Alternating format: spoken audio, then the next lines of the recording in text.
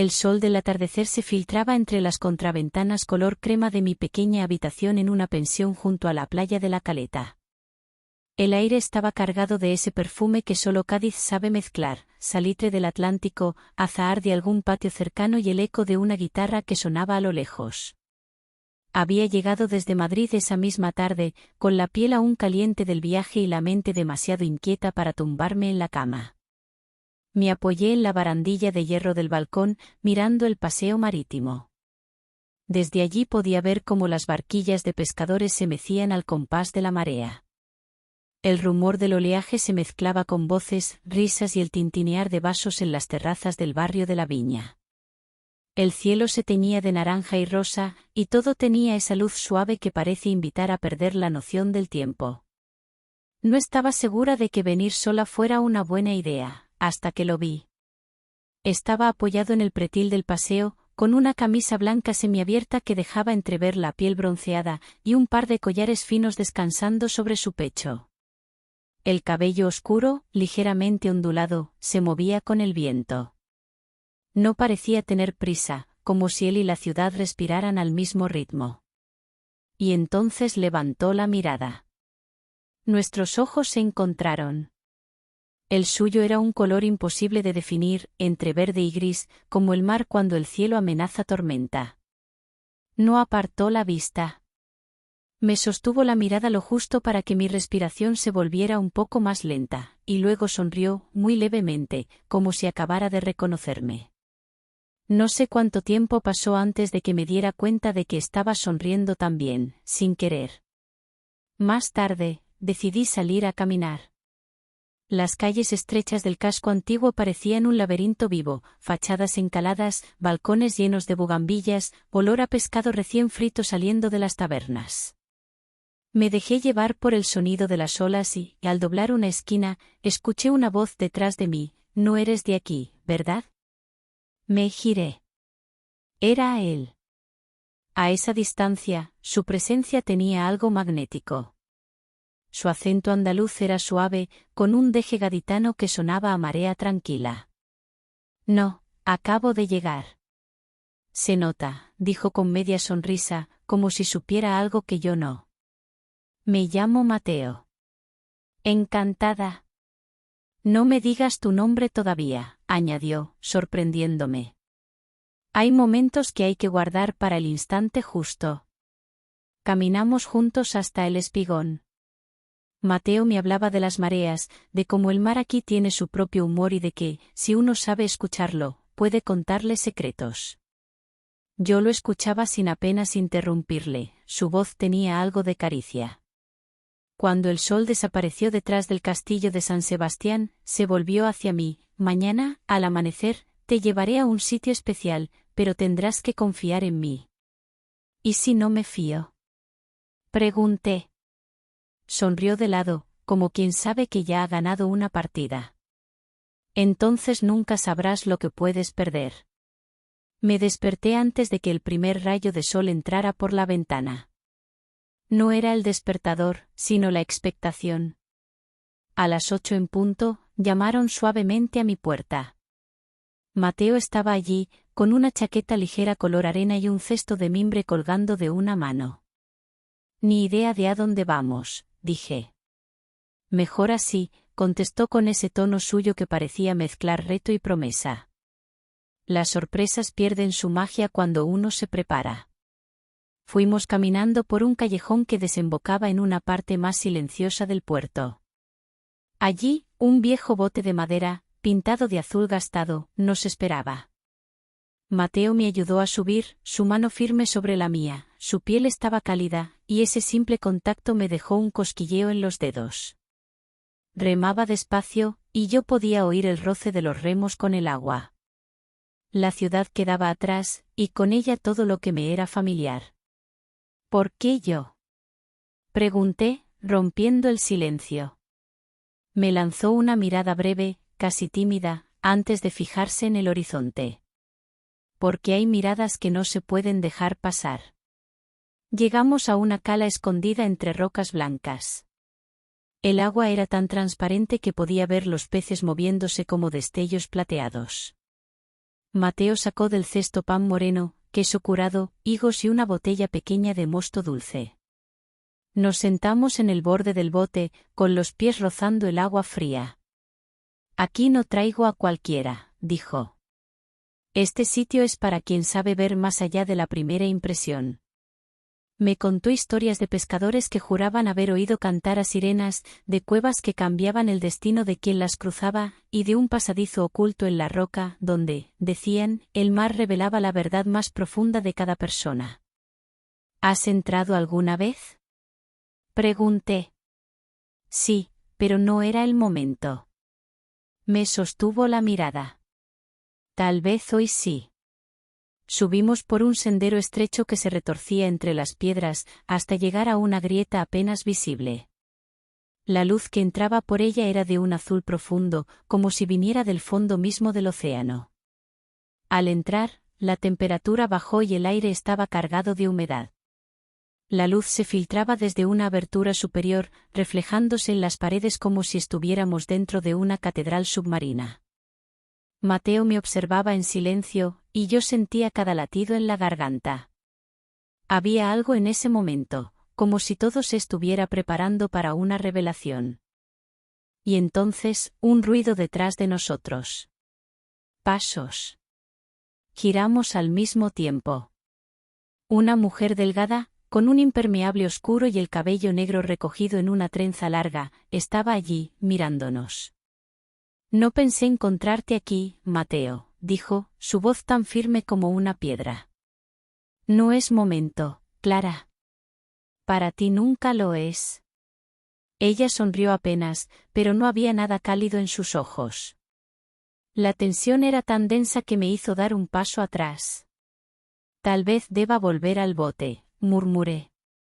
No, dijo Mateo, clavando la vista en ella. Ya estás aquí. Y mereces saberlo. Clara me miró de arriba abajo, como quien evalúa un objeto raro. ¿Te ha hablado de la cueva? Preguntó. ¿Te ha dicho que entrar significa no poder volver atrás? Su frase me dejó un escalofrío. No sabía si era advertencia o desafío. En el silencio que siguió, podía oír mi propio corazón. La presencia de Clara llenaba la entrada de la cueva como si la propia roca se hubiera moldeado a su figura. Su impermeable oscuro estaba salpicado de pequeñas gotas, y el brillo húmedo lo hacía parecer parte del mar. Su trenza negra, larga, descansaba sobre un hombro, y en su rostro había una calma tan firme que resultaba inquietante. No pensé que te atreverías a traerla aquí, dijo, sin apartar los ojos de Mateo. Ella merece verlo, respondió él, con esa voz grave que parecía contener algo que no podía decir en alto. Yo, contra la pared fría de la cueva, observaba cómo la luz que entraba desde lo alto proyectaba destellos azules en sus rostros. Aquella iluminación hacía que todo pareciera más lento, como si estuviéramos dentro de una fotografía que se resistía a desvanecerse. No deberías haberla traído, insistió Clara. No deberías intentar detenerme, replicó Mateo, avanzando un paso. Su hombro rozó el mío y el contacto fue breve, pero suficiente para que mi piel reaccionara como si la cueva hubiera cambiado de temperatura. Clara, sin inmutarse, se apartó hacia un lado y posó la mano en una parte de la pared. La roca cedió ligeramente y un pasaje estrecho se abrió, dejando escapar un aire más frío, cargado del olor salino que solo existe en lugares que rara vez han sido tocados por la luz del sol. Ven conmigo, me dijo ella, sin mirar atrás. Miré a Mateo, buscando una señal. Él negó con la cabeza, pero no dio un paso para detenerla, ni para detenerme. Tal vez por curiosidad, tal vez por el deseo de entender que me estaba ocultando, seguía Clara. El túnel era tan estrecho que tenía que rozar las paredes para avanzar. La piedra estaba fría y húmeda, y en algunos tramos debía girarme de lado para pasar. Detrás de mí, los pasos de Mateo eran suaves, pero su proximidad era inconfundible, podía sentir el calor de su cuerpo en contraste con el frío de la roca. En un punto más angosto, su mano tocó mi cintura para ayudarme a pasar. Fue un gesto breve, protector, pero que dejó una corriente de calor subiendo por mi espalda. No hubo palabras, solo un instante en que nuestras respiraciones se mezclaron en el aire reducido. Tras lo que pareció un recorrido interminable, el túnel se abrió en una cavidad amplia. Allí, el techo se elevaba en una cúpula natural decorada con estalactitas delgadas como hilos de cristal. En el centro, un pequeño lago resplandecía con un tono verde azulado que parecía surgir de su propio corazón. La luz reflejada en el agua dibujaba ondas de color sobre nuestras caras. Era un lugar que parecía estar a medio camino entre el sueño y la vigilia. ¿Qué es este sitio?, pregunté, fascinada. Clara se acercó al borde y acarició la superficie con los dedos, como si conociera bien ese contacto. «Un santuario, o una trampa», susurró. «Depende de lo que vengas a buscar». Mateo se quedó a mi lado, tan cerca que podía sentir el roce de su brazo cada vez que respiraba. «No tienes que creer en leyendas», dijo, mirándome. «Pero si entras, ya no verás nada igual». Me contaron que, según la historia de los pescadores, este lugar se conectaba con un pasadizo submarino que, en las mareas justas, revelaba lo más profundo de quien lo cruzaba, su mayor miedo o su deseo más oculto.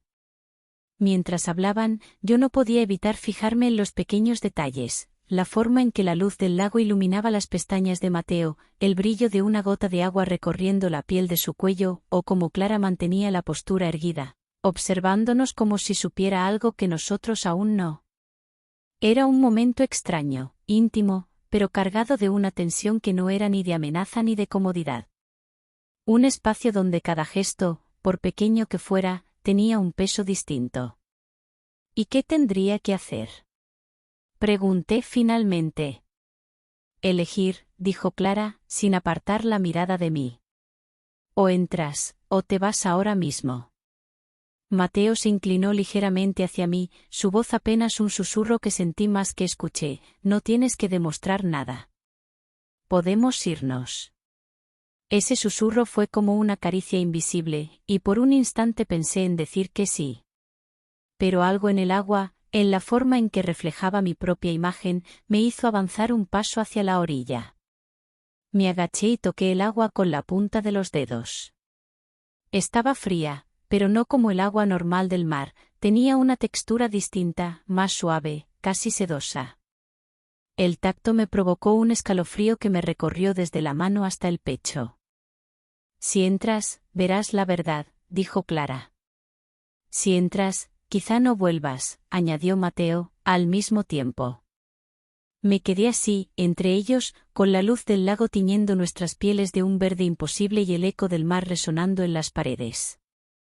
Y entonces, desde el fondo de la laguna, una sombra comenzó a moverse hacia la superficie. La sombra bajo la superficie se movía con una lentitud extraña, como si no estuviera sujeta a las leyes normales del movimiento. Al principio pensé que era un efecto de la luz, un capricho del reflejo verde azulado que iluminaba el lago. Pero no, aquello tenía forma, volumen y, sobre todo, intención. Me quedé inmóvil, con los dedos apenas rozando el agua.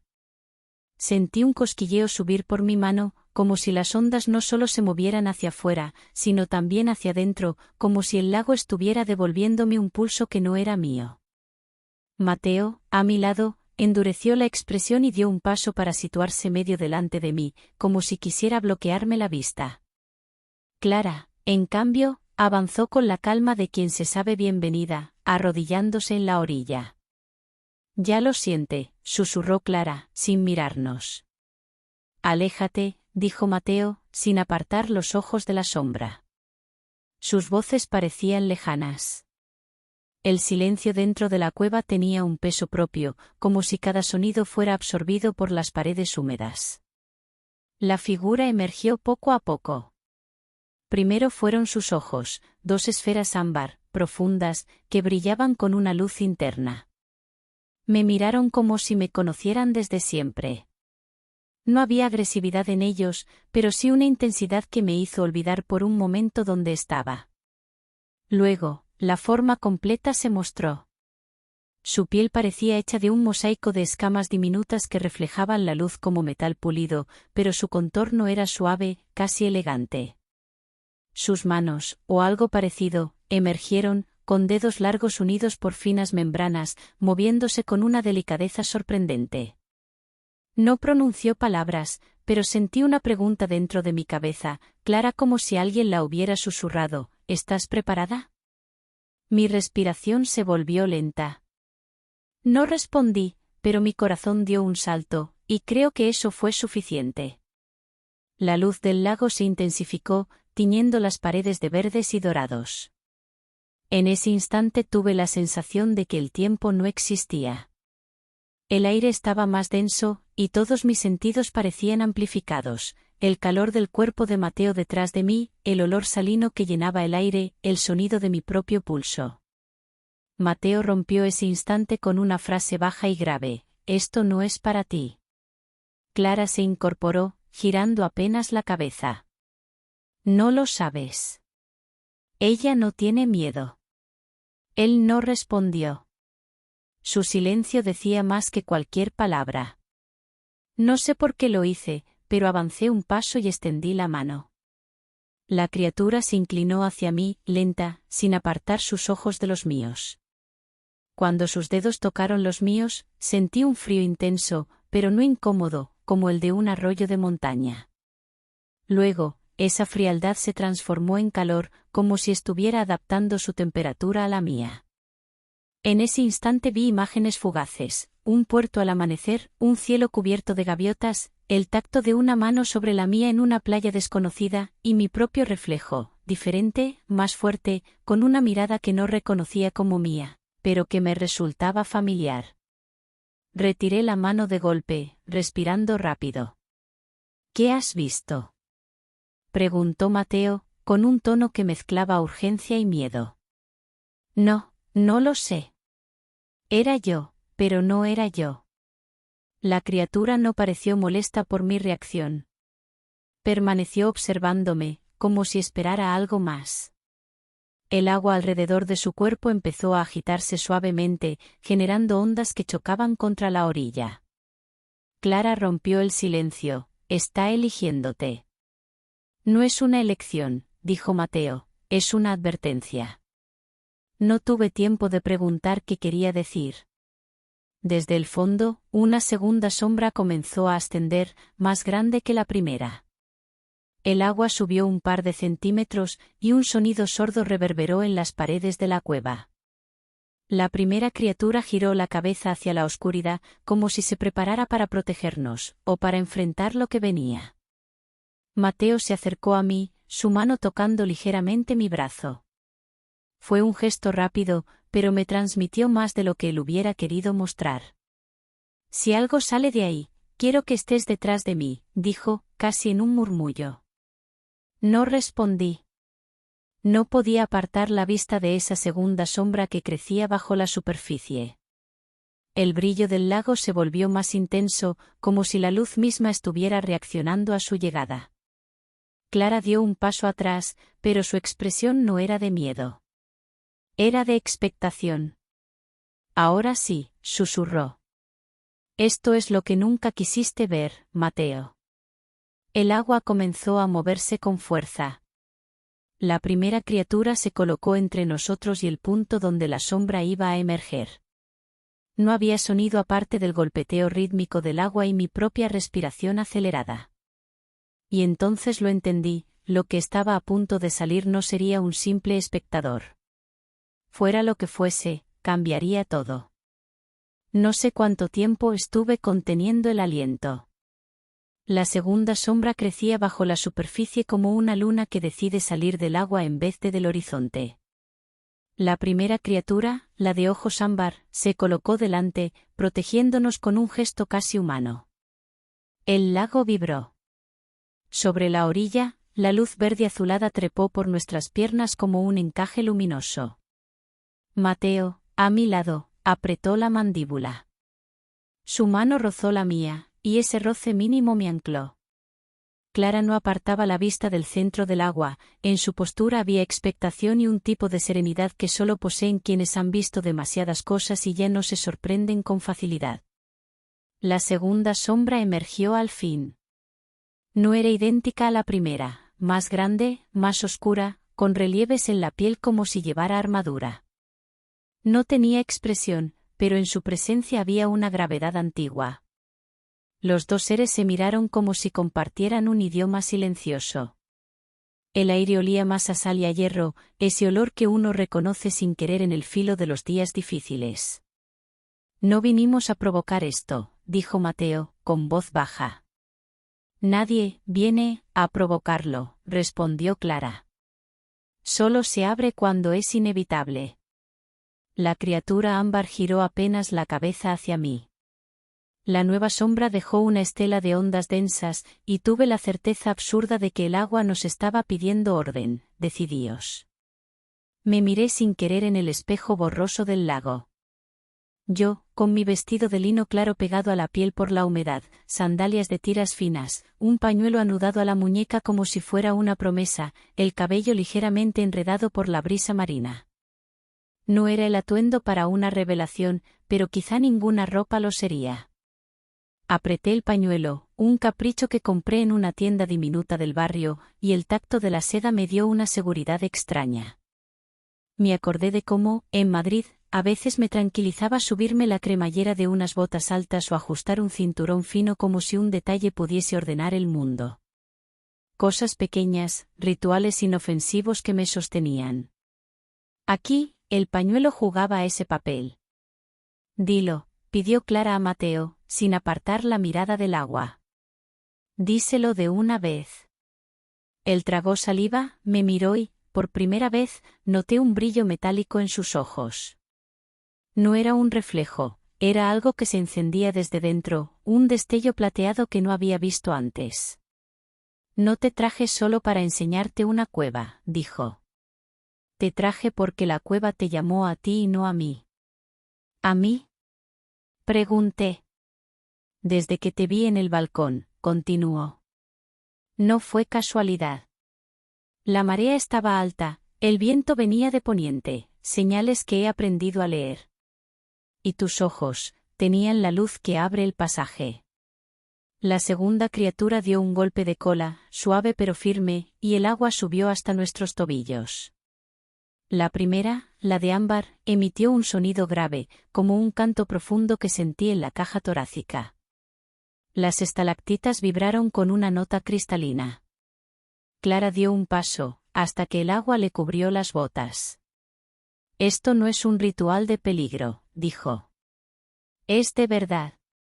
La cueva muestra lo que uno es, y te pide que lo aceptes o lo rechaces. ¿Y si rechazo? Pregunté.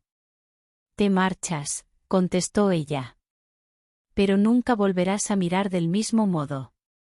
El mundo se te quedará un poco pequeño.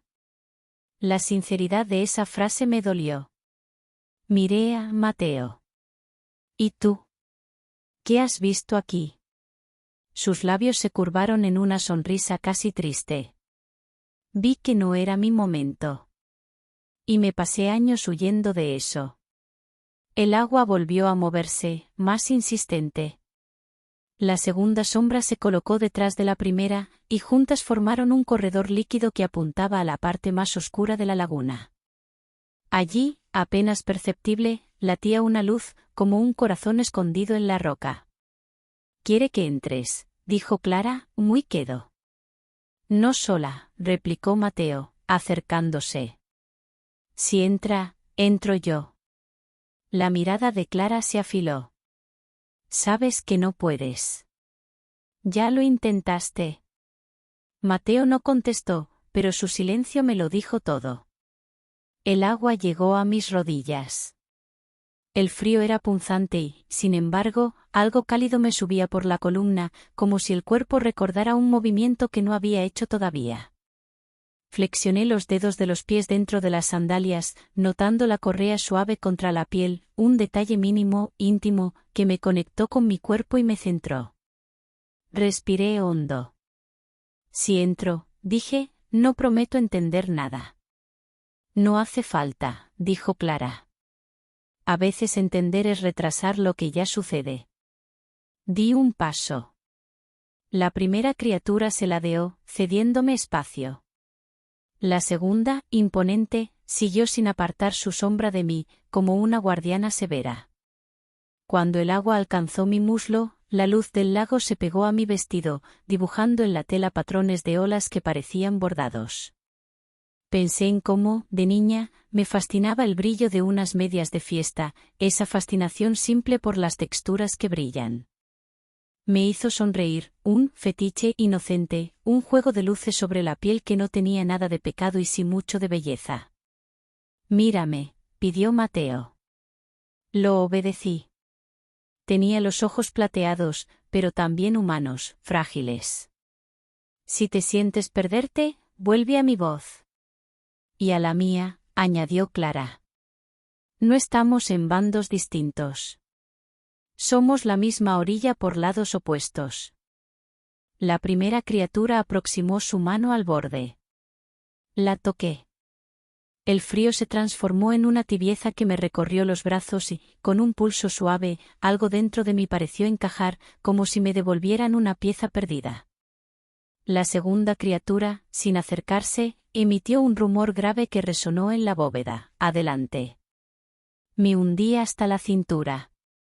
El mundo se redujo a la textura del agua, al murmullo de las rocas, a la piel de gallina en los brazos. Los latidos en mis sienes se acompasaron con el temblor de la luz bajo la superficie. Un resplandor surgió en mi pecho, primero tenue, luego nítido, un símbolo que no conocía, trazado en un blanco sutil. No quemaba. No hería. Era una firma. Ya está, susurró Clara, con una mezcla de alivio y miedo. Te reconoce. Un trueno sordo atravesó la cueva. No venía de arriba, sino de un punto bajo la laguna. Las dos criaturas giraron bruscamente. La luz del fondo parpadeó. Un latigazo invisible golpeó el agua y casi me hace caer. Mateo me sujetó del antebrazo. Su pulso era rápido, firme. No es solo el reconocimiento, dijo, tenso. Han abierto el paso. ¿El paso a qué? Pregunté, con la voz más pequeña de lo que hubiera querido. Clara alzó la vista hacia la bóveda, como si escuchara algo lejano. A lo de siempre, a la otra parte. Pero hoy no está vacío. La laguna se abrió en el centro, un remolino silencioso que no tragaba agua, sino luz. De su interior, por un instante, vi calles que no eran de aquí, un puerto que parecía Cádiz y no lo era, y mi propia silueta caminando con seguridad por un muelle de piedra que jamás había pisado. Llevaba el mismo pañuelo en la muñeca, pero con un símbolo bordado que ahora brillaba también sobre mi piel real. Jadee. La visión se desvaneció como un reflejo roto. La segunda criatura se adelantó, bloqueando el remolino. La primera, de ámbar, se volvió hacia mí, en su mirada había prisa. Comprendí sin palabras que me pedía decisión. Respiré hondo y avancé otro paso. El agua ya rozaba el borde inferior de mi vestido, haciéndolo más pesado. Noté la seda del pañuelo templarse, como si compartiera mi calor. Sentí de nuevo esa calma que traen los objetos amados, la seguridad de una cadena fina al cuello, el equilibrio de un tacón estable, la promesa de una hebilla ajustada. Pequeñas anclas que no pesan, pero sostienen. Voy a entrar, dije. Entonces te acompañaré, respondió Mateo, irracional y hermoso en su terquedad. No puedes, Clara negó despacio. Pero puedes sostenerla desde aquí. El remolino palpitó. La cueva entera pareció contraerse, como si respirara. Las criaturas abrieron el corredor acuático. Me volví una última vez hacia ellos, hacia Mateo, con el cabello pegado a la frente por la humedad, y hacia Clara, con la trenza oscura brillando bajo la luz del lago. A ambos los quise cerca, aunque uno fuese la duda y la otra la certeza. Entonces, ocurrió lo imposible. El brillo plateado en los ojos de Mateo se intensificó, y bajo la piel de su muñeca, la misma que sujetaba la mía, apareció, apenas un segundo, el mismo símbolo que ardía en mi pecho. No era mi reflejo. Era él. Mateo, alcancé a decir. Él retiró la mano como si se hubiera quemado, sorprendido, casi asustado de sí mismo. Clara dio un paso atrás, desconcertada por primera vez. Eso no, empezó a decir, y el resto de la frase se le quedó colgando de los labios. Un golpe de agua nos sacudió. El remolino se ensanchó, y del centro se oyó un sonido que reconocí sin saber por qué, como cuando la marea rompe contra el malecón en noches de levante. Llamaba. No solo a mí. No podemos quedarnos, dijo Clara. O entramos, o la cueva se cierra con nosotros dentro. Miré a Mateo. Su símbolo ya no brillaba, pero su pulso en mi muñeca seguía ahí, tercamente humano. Asentí. No me sueltes la voz, pedí. Ni tú el pañuelo, replicó, con una media sonrisa que me sostuvo más que cualquier promesa. Di el último paso. El agua me cubrió. La primera criatura se sumergió conmigo, la segunda, majestuosa, se colocó detrás. El mundo de arriba se convirtió en un murmullo. La luz no dolía, envolvía. Silencio. Pulso. Y entonces, justo antes de atravesar el borde del remolino, una vibración nueva, distinta a las otras, cruzó la laguna como un relámpago. No venía de las criaturas. Venía de la entrada. Clara se giró hacia la oscuridad del túnel con los ojos abiertos de par en par. Yo también miré. En el umbral de piedra, allá donde la cueva estrecha desembocaba en la cavidad, una silueta humana se recortó contra la penumbra. Alta, inmóvil. Y cuando la luz del lago le tocó el rostro, mi corazón se detuvo un segundo. No era un desconocido. ¿Papá? Susurré, sin aire. La superficie se cerró sobre mí con un destello, y la respuesta, si la hubo, se perdió en el agua. Atravesar el remolino fue como cruzar un velo de agua que no mojaba. La luz me envolvía, no blanca ni verde, sino ambas y más, como si cada color del mar hubiera decidido tocarme. No había peso, ni frío, ni calor, solo una suspensión extraña, un latido acompasado con el mío, que no venía de mi pecho, sino de todas partes. Cuando mis pies tocaron tierra, el mundo había cambiado. Estaba sobre un embarcadero de piedra, tan antiguo que sus juntas estaban cubiertas de musgo plateado. El mar se extendía hacia un horizonte imposible, donde el cielo y el agua se fundían en un mismo resplandor.